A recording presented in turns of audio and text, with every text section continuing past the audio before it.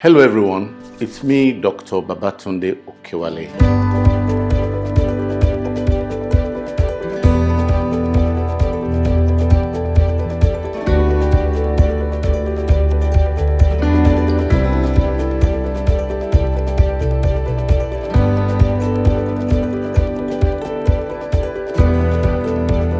Today I will be talking about the factors that affect the success of IVF.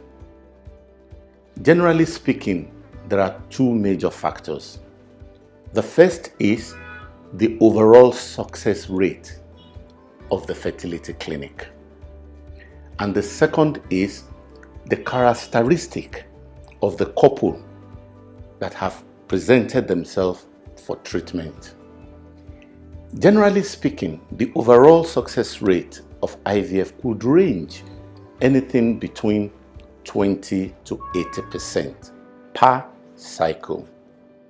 So I will now go into details of the different things that could affect the success of IVF.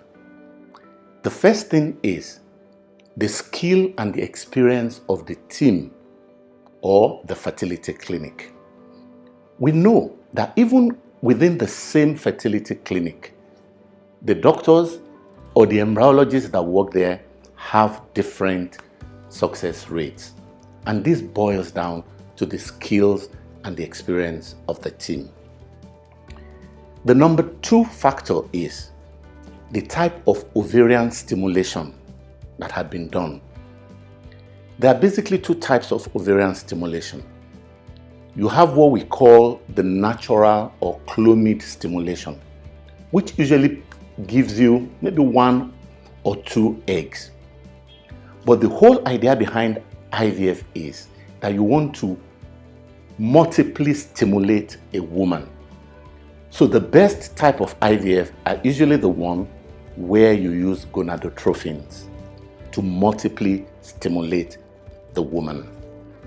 The third thing is the day of transfer matters in the success of IVF. Yes, we do know that you could transfer the embryos anytime from between day 2 to day 5. But generally speaking, it's been found that embryos that are transferred on day 5, the so-called embryos we call blastocysts, usually give a higher success rate than embryos that are transferred on day 2 or day 3. Another thing that affects the success of IVF is the age of the woman. Yes, we do know that age of the woman is the single most important factor in the success of IVF, especially if she's using her own egg. As a woman grows older, the quality and the quantity of her egg starts to drop, and it reflects in the success of IVF. A general statistics is this: if a woman is less than 30 years old and she's using her own egg for IVF, she has between 60 to 80% chance that her IVF will be successful at the very first attempt. Whereas, if a woman is aged 40 and she's using her own egg, she has about 20 to 25% chance of a successful IVF. You can see the big disparity. If a woman is aged 45 and she's using her own egg, the chances of success has even reduced further to like 5 to 10%. So age is an important factor. Another factor in IVF is whether you are using a donor gamete or not.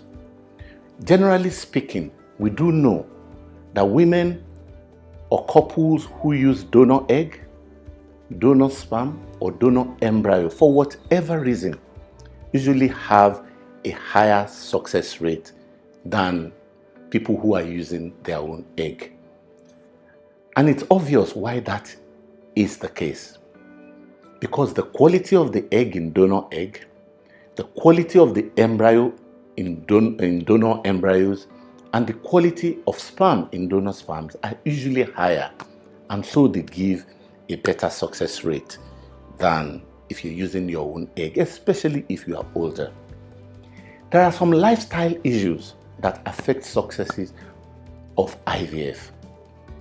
If you smoke, you have a lower chance of success. If you drink a lot of alcohol, you have a lower chance of success. If your body mass index is way outside between 19 and 30, your chances of success reduces as well. If it's above 30, that means you are tending towards obesity. And if it is less than 19, it means you are excessively or too thin. Let me put it that way. So all those things do affect the success of IVF. One other important factor that we don't like talking about, but it's the reality, is race has something to do with the success of IVF. It's been found that the success of IVF is less among Black people, among Asians, and among the Hispanic races. The success is more among the white. We sometimes wonder why, but it's also been found that it could be due to the fat distribution among the races. And it could also be because in these other races, that is the Black and the Asians and the Hispanics, there is a higher incidence of fibroid. Now, those are some of the little factors that could affect the success of IVF. If you want to know more about this, you can get those information from my book.